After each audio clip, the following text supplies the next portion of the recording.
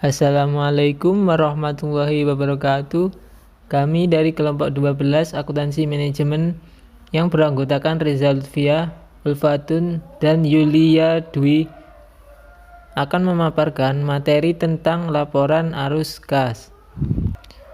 Yang dibahas pada laporan arus kas adalah menyiapkan laporan, tujuan dan kegunaan, definisi, klasifikasi, dan pendekatan kertas kerja. Definisi laporan arus kas. Laporan arus kas adalah suatu laporan yang menyediakan informasi mengenai penerimaan kas dan pengeluaran kas oleh suatu entitas selama periode tertentu. Setara kas pada laporan arus kas merupakan investasi yang sifatnya liquid, berjangka waktu pendek, dan dapat cepat dijadikan kas dalam jumlah tertentu mengalami perubahan nilai yang signifikan. Berikutnya tujuan laporan arus kas. Tujuannya menyediakan informasi yang relevan mengenai penerimaan kas dan pengeluaran kas oleh suatu entitas selama periode tertentu, membantu pembaca laporan keuangan dalam memperkirakan perbedaan antara laba bersih dengan penerimaan serta pengeluaran kas yang terkait dengan pendapatan tersebut, membantu menentukan pengaruh transaksi kas dan non-kas dari aktivitas pendanaan dan investasi terhadap keuangan suatu entitas. Kegunaannya, laporan arus kas dapat memberikan informasi yang memungkinkan para pemakai untuk mengevaluasi perubahan dalam aktiva bersih perusahaan. Informasi arus kas historis yang sering digunakan sebagai indikator dari jumlah waktu dan kepastian arus kas masa depan. Terakhir, berguna untuk meneliti kecermatan dan ritaksiran arus kas masa depan yang telah dibuat sebelumnya dan dalam menentukan hubungan antara profitabilitas dan arus kas bersih serta dampak perubahan harga. Berikutnya, klasifikasi dalam laporan arus kas. Terdapat 3, yaitu arus kas operasi merupakan aktivitas penghasilan suatu entitas. Kedua, arus kas pendanaan merupakan aktivitas yang mengakibatkan perubahan dalam jumlah serta komposisi modal dan pinjaman perusahaan.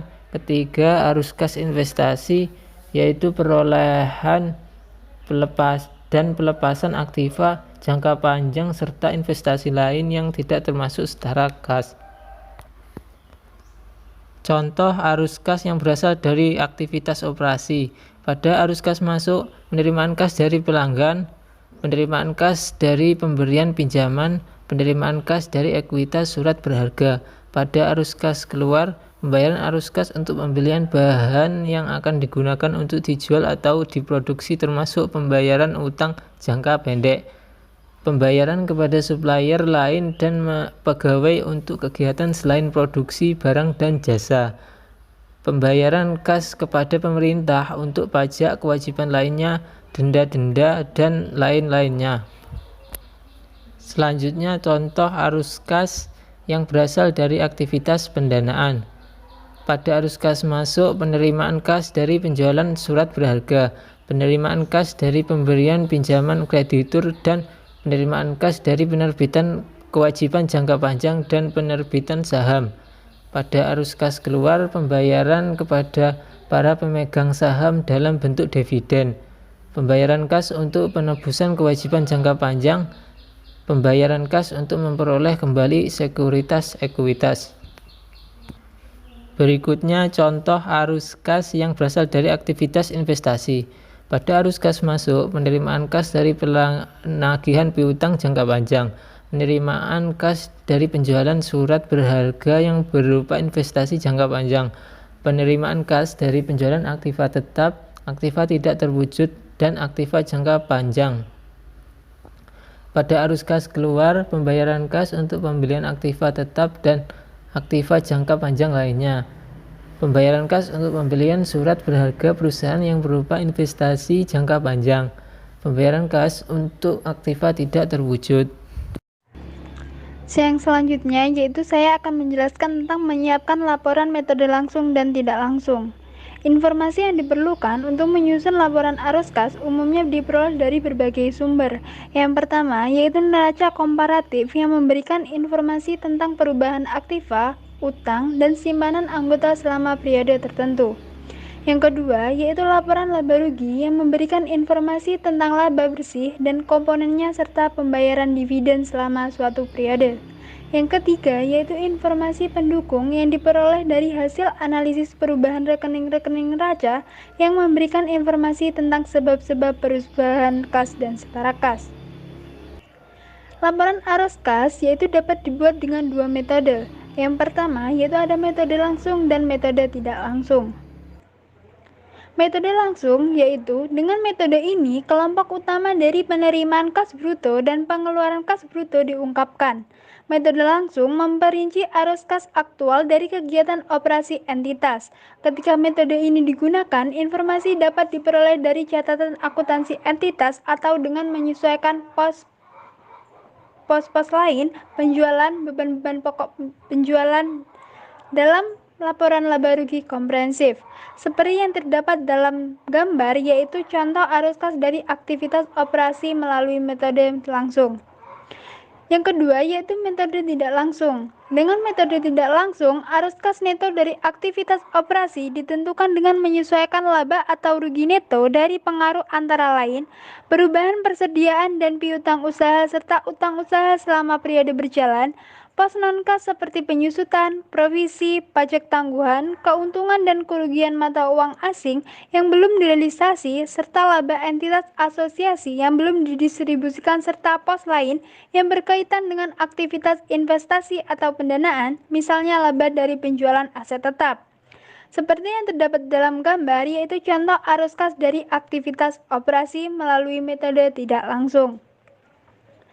Yaitu yang selanjutnya saya akan menjelaskan tentang pendekatan kertas kerja pada laporan arus kas. Untuk menyusun laporan arus kas yaitu diperlukan berbagai hal. Yang pertama yaitu laporan laba rugi lengkap. Sebaiknya laporan laba rugi ini juga menjelaskan berbagai transaksi penting yang diperlukan dalam analisis arus kas. Yang kedua yaitu neraca perbandingan. Yang ketiga, buat kertas kerja yang membandingkan neraca dalam dua periode yang di dalamnya berupa hitungan perubahan naik turunnya antara dua periode. Yang keempat yaitu perubahan pada nomor 3 di atas adalah perubahan bersih dalam mengetahui lebih lanjut arus dana ini. Yang kelima yaitu hasil analisis ini dapat dijadikan sebagai dasar dalam melakukan pengelompokan dana. Yaitu seperti yang terdapat dalam contoh, yaitu contoh laporan laba rugi. Dan ada berbagai informasi tambahan berikut diambil dari catatan perusahaan. Yang pertama, yaitu investasi dijual seharga 132.000 tunai. Yang kedua, peralatan dan tanah diperoleh secara tunai. Yang ketiga, tidak ada penjualan peralatan selama tahun tersebut. Yang keempat, saham biasa diterbitkan dengan tunai. Yang kelima, pembayaran dividen sebesar 56.000 dengan mendebit akun laba ditahan. Yaitu yang kedua ada contoh perbandingan yaitu dari neraca perbandingan antara tahun 2016 dan 2015 serta naik turunnya. Yaitu dari penjelasan tabel yang diperoleh oleh laporan metode langsung, yaitu pertama dari kas diterima dari pelanggan, yaitu diperoleh dari penjualan ditambah penurunan piutang atau kenaikan piutang. Yang kedua yaitu pembayaran kas untuk supplier atau barang diperoleh dari HPP atau tambah kenaikan persediaan atau dikurangi penurunan persediaan ditambah penurunan usaha atau dikurangi kenaikan hutang usaha. Yang ketiga yaitu pembayaran untuk beban usaha yang diperoleh dari beban usaha selain penyusutan ditambah penurunan hutang beban usaha dikurangi kenaikan hutang beban usaha. Yang keempat yaitu pembayaran untuk pajak penghasilan diperoleh dari pajak penghasilan ditambah penurunan hutang PPh dikurangi kenaikan hutang PPh. Yang kelima yaitu kas dibayar untuk dividen diperoleh dari dividen ditambah penurunan hutang dividen atau dikurangi kenaikan hutang dividen. Yang terakhir yaitu studi laporan arus kas pada PT Bank Perkreditan Rakyat Prisma Dana Manado yang disusun dengan menggunakan metode tidak langsung. Laporan arus kas pada PT Bank tersebut disusun dengan tujuan untuk memberikan informasi tentang ikhtisar mengenai penggunaan kas dan penerimaan kas dengan aktivitas operasi investasi serta pendanaan yang dilakukan oleh bank tersebut. Mungkin cukup sekian pemaparan materi dari kelompok kami. Jika ada kurang lebihnya, kami mohon maaf. Wassalamualaikum warahmatullahi wabarakatuh.